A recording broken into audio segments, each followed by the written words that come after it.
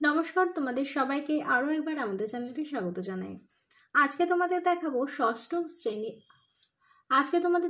ষষ্ঠ শ্রেণীর প্রথম পর্যায়ক্রমিক মূল্যায়ন 2024 সালের রায়মার্টিন প্রশ্ন বিচিত্রা থেকে বাংলা বিষয়ে মডেল কোশ্চেন নাম্বার যে 4 নম্বর সেটটি আছে, আজকে তারই সমাধান করে দেব।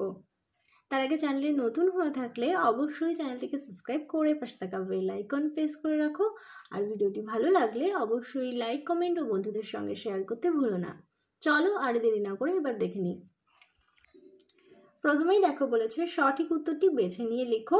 একের এক দাগে বলেছে পাখিরা যে রং দেখতে পায় না, উত্তর হবে কি? বেগুনি।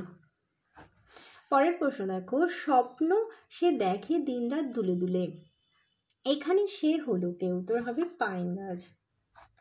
পরেরটি দেখো মন ভালো করা রোদ্দুর, বাক্যবন্ধটি কবিতায় মোট আছে, উত্তর হবে 3 বার।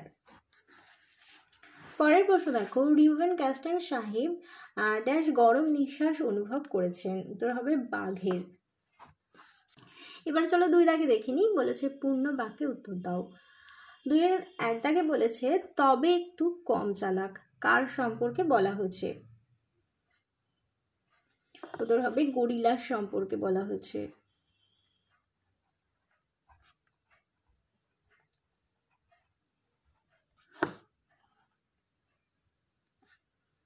দুইয়ের 2 দাগে আছে ভর দুপুরে কবিতায় বাতাস কি ওড়ায়, উত্তর হবে মিহিন সাদা ধুলো।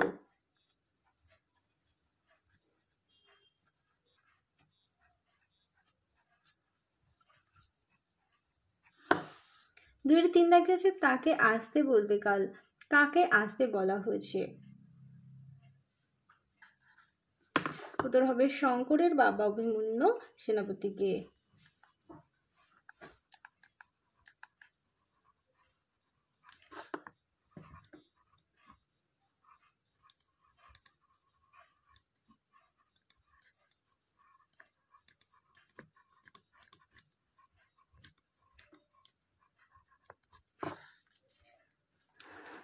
চলো 3 দাগে দেখে নিই। বলেছে পূর্ণ বাক্যে উত্তর দাও।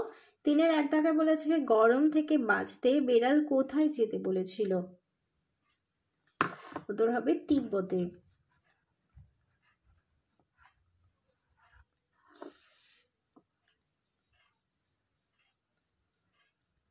3-এর 2 দাগে আছে 7 দুগুণে কত হয়, কে বলেছিল? উত্তর হবে দ্বারকাক।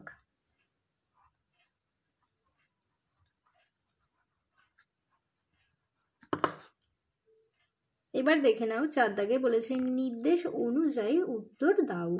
4-এর 1 দাগে আছে সন্ধি বিচ্ছেদ করো, আছে নিরীহ, হবে নি বিসর্গযুক্ত ইহ।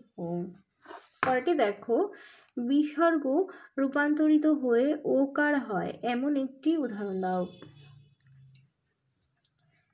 দেখো অধ বিসর্গযুক্ত মুখ, হবে অধমুখ।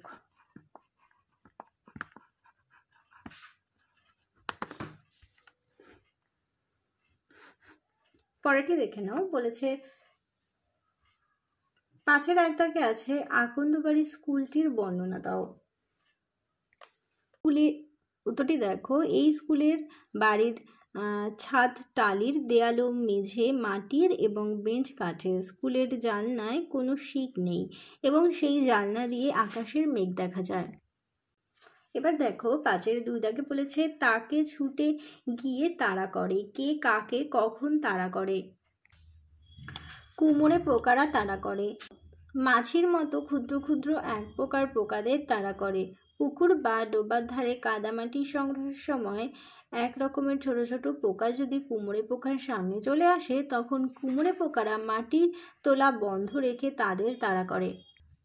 এবার দেখে নাও 6-এর 1 দাগে কি বলেছে। বলেছে ঘাস ফড়িংয়ের কাছে থেকে চলে আসার সময় কবির মন খারাপ হলো কেন?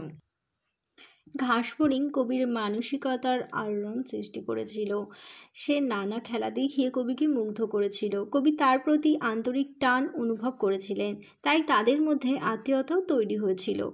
স্বাভাবিকভাবেই বন্ধু বিচ্ছেদ বা আত্মীয়ের থেকে দূরে সরে যেতে কখনোই ভালো লাগে না। কবিরও তাই ভালো লাগেনি। বন্ধুকে ছেড়ে থাকা দুঃখজনক ঘটনা তা মনকে বেদনায় পরিপূর্ণ করে তোলে। এই কারণেই ঘাসফড়িংয়ের কাছ থেকে চলে আসার সময় কবির মন খারাপ হয়েছিল। পরের প্রশ্ন দেখো, 6-2 দাগে বলেছে লোকগুলো কখন কোথায় ঘুমোচ্ছে? এমন ঘুমের কারণ কি? এটি তোমাদের নীরেন্দ্রনাথ চক্রবর্তী রচিত ভর দুপুরে কবিতা থেকে দিয়েছে। এখানে কখন কোথায় ঘুমোচ্ছে উত্তর লিখবে যে লোকগুলো ভর দুপুরে যে যার ঘরে ঘুমোচ্ছে। আর বলেছে এমন ঘুমের কারণ কি, লিখবে যে এমন ঘুমের কারণ ভর দুপুরের পরিবেশ নিস্তব্ধ শান্ত, এমন সময় মনে ও শরীরে অলস্য এসে ভর করে, তাই এমন ঘুম। তাহলে চলো তোমাদের 4 নম্বর মডেল সেটটিও আজকে সমাধান করে দিলাম। আবারও 5 নম্বর মডেল সেটটি খুব তাড়াতাড়ি সমাধান করে দেব।